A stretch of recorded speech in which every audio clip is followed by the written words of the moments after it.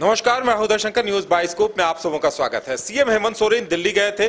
दिल्ली जाने का मकसद राज्यसभा चुनाव को लेकर तस्वीर स्पष्ट करना था, लेकिन वहां पे उन्होंने जो कहा है उससे कई सवाल और सामने खड़े हो गए हैं।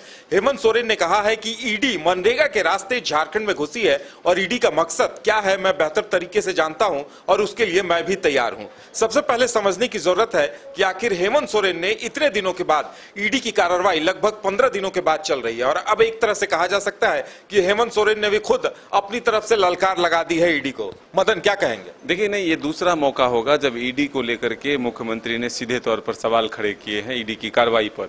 इससे पहले जब वो घाटशिला पहुंचे थे 2 दिनों पहले, तो उन्होंने वहां भी ये बातें कही थी कि ईडी की कार्रवाई जो अब तक हुई उसमें उन्हें क्या मिला, इसको लेकर के सार्वजनिक रूप से एक प्रेस वार्ता होनी चाहिए और लोगों के सामने बातें रखनी चाहिए कि आखिर ईडी ने जो अब तक कार्रवाई की उससे क्या मिला। आज सीधे तौर पर मुख्यमंत्री हेमंत सोरेन जब दिल्ली में मीडिया के लोगों से बातचीत कर रहे थे तो वहां भी उन्होंने कहा कि अब तो उनके मकसद सीधे तौर पर लोगों के सामने हैं और मैं भी समझ चुका हूं कि वो मनरेगा के रास्ते झारखंड में आए हैं, और लेकिन उनका मकसद कहां तक पहुंचने का है ये स्पष्ट रूप से अब समझ में आ चुका है। लेकिन मैं भी पूरी तरह से तैयार हूं, वो किन किन रास्ते से क्या क्या राज खोलते हैं, कहां तक वो पहुंचते हैं, उसको लेकर के मैं तैयार हूं, इसलिए कोई घबराने की बात नहीं है। वहीं दूसरी तरफ केंद्र के सरकार पर निशाना साधते हुए उन्होंने कहा कि केंद्र के जो अधिकारी हैं, अगर राज्य के अधिकारी भ्रष्टाचार हैं, भ्रष्टाचार में लिप्त हैं, भ्रष्टाचारी हैं वो, तो केंद्र में जो अधिकारी हैं वो क्या करते हैं ये भी किसी से छुपा हुआ नहीं। बाद में उन्होंने ये भी कहा कि जो सरकारें होती है उसमें सारे वही सिस्टम होते हैं, सिर्फ सरकार को चलाने वाला एक बस के तरह जो ड्राइवर होता है वो चेंज होता है, लेकिन जो पूरा सिस्टम है वो वही रह जाता है। लेकिन फिर भी कोशिश है कि बेहतर किया जाए।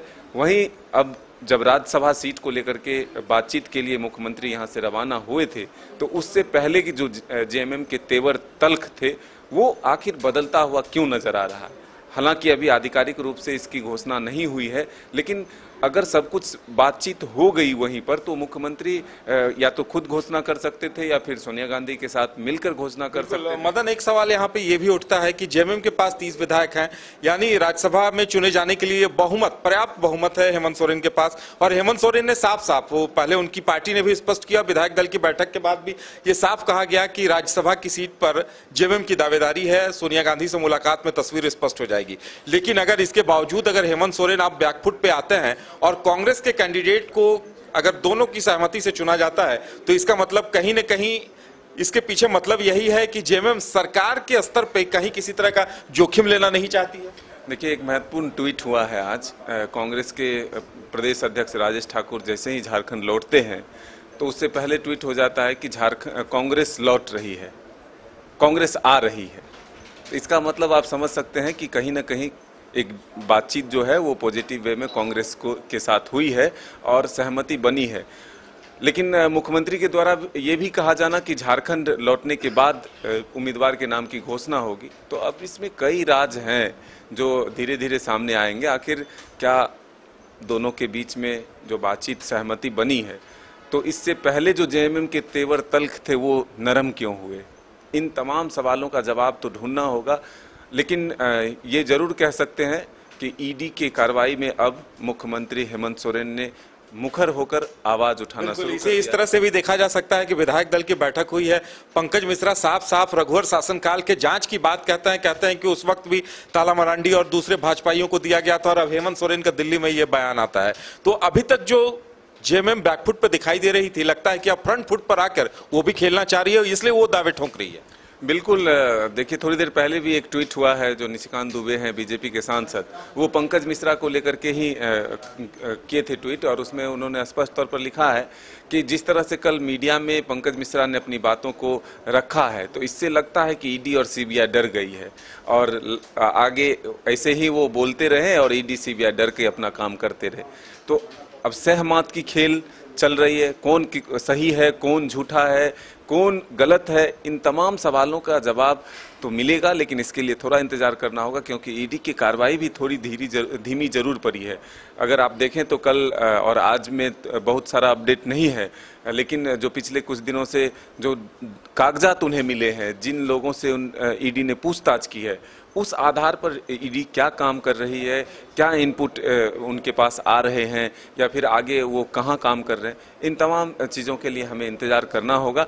लेकिन फिलहाल ईडी और सीबीआई की कार्रवाई को लेकर के बीजेपी और केंद्र सरकार और राज्य सरकार यानी कि मुख्यमंत्री हेमंत सोरेन ने अब मोर्चा खोल दिया है। आमने सामने टकराहट की स्थिति जरूर दिखती है, लेकिन राज्यसभा चुनाव में ये विषय भी पूरा हावी रहेगा। बिल्कुल, 31 मई राज्यसभा चुनाव के लिए नामांकन की अंतिम तिथि है और अब महज कुछ ही घंटों का वक्त बचा है। इंतजार किया जाए कि कौन किसको मात देता है। कांग्रेस जेएमएम के बीच भी कहीं न कहीं शाहमात का खेल चल रहा था और इसी वजह से दिल्ली दरबार तक में हाजिरी लगानी पड़ी है। हेमंत सोरेन दिल्ली में पहुंच चुके हैं, सोनिया गांधी से भी बातचीत हो चुकी है, लेकिन अभी तक उन्होंने पत्ते नहीं खोले हैं कि आखिर निर्णय क्या हुआ है। देखने वाली बात यह होगी कि क्या कुछ होता है। वहीं हेमंत सोरेन ने यह सवाल भी सामने उठाया है कि ईडी ने अभी तक क्या कुछ जांच की है। पूजा सिंघल का मामला तो सबके सामने है, उनके सीए का भी मामला सामने है। उसके अलावा जो विशाल चौधरी, प्रेम प्रकाश और नीतीश केसरी जैसे लोगों को दबोचा गया है, तो इन तीनों को लेकर आगे की जो ईडी की कार्रवाई हुई है, क्या कुछ मिला है, ईडी को खुलासा करना चाहिए, ये मांग सीएम हेमंत सोरेन ने की है। उनके विधायक प्रतिनिधि पंकज मिश्रा ने भी एक दिन पहले इन तमाम बातों को रखा है। अब देखने वाली बात यह होगी कि बीजेपी की तरफ से क्या कुछ प्रत्युत्तर आता है इसका और आगे ईडी क्या एक्शन लेती है और कब तक इस पूरे ब्यौरे को जनता के सामने रखती है। फिलहाल हमारे साथ इतना ही, हमें दीजिए इजाजत और आप देखते रहिए न्यूज़ बाइस्कोप। नमस्कार।